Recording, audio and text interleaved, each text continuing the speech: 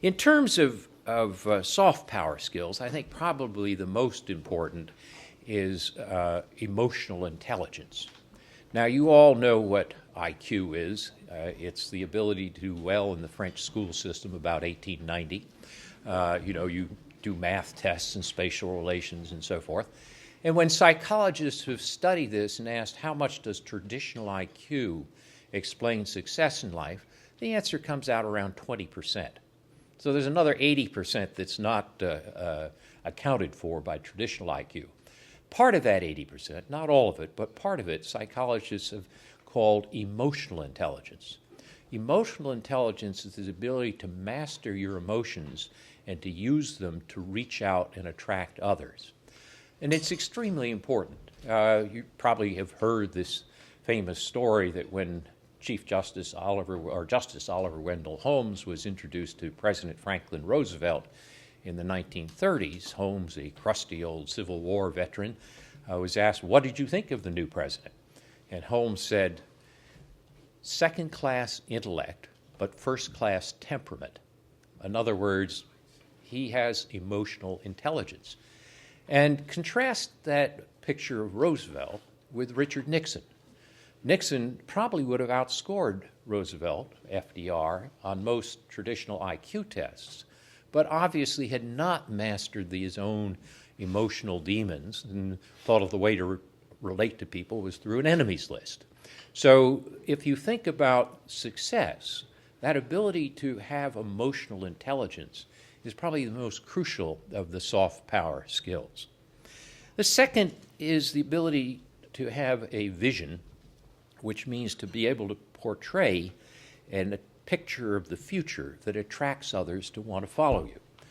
Now, vision can be abused. If your vision is unrealistic and grandiose, it can actually do damage, and you will quickly lose your followers when they find that you're taking them over a cliff.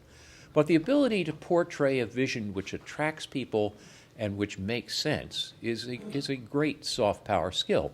Ronald Reagan was good at this. Reagan sometimes was faulted on whether he knew all the details of this, that, or another policy, but in the ability to portray a picture, a vision, which really attracted others, he was extremely able and skillful as a leader with soft power.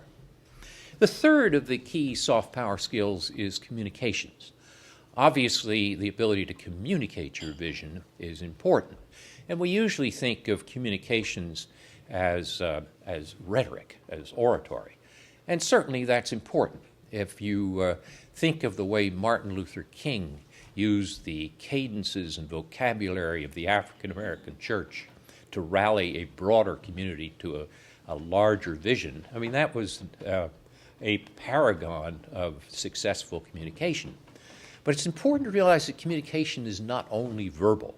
In fact, again, scientific studies have shown that a good portion, maybe more than half of human communications is nonverbal.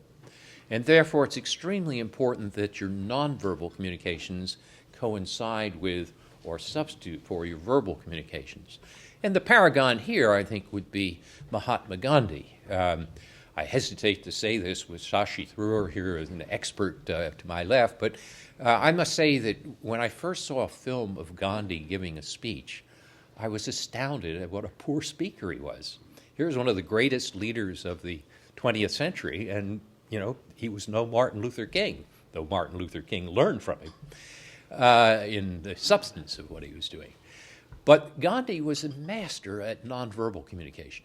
If you compare the pictures of Gandhi coming back from the Inns of Court, dressed in his British suit and tie and so forth, with Gandhi, the leader of the 30s, or 20s and 30s, dressed as a peasant, organizing a salt march to the sea, which took weeks to get to the sea so that the tension could build up before he actually broke the law by making salt from the sea. I mean, this was mastery in terms of nonverbal communication.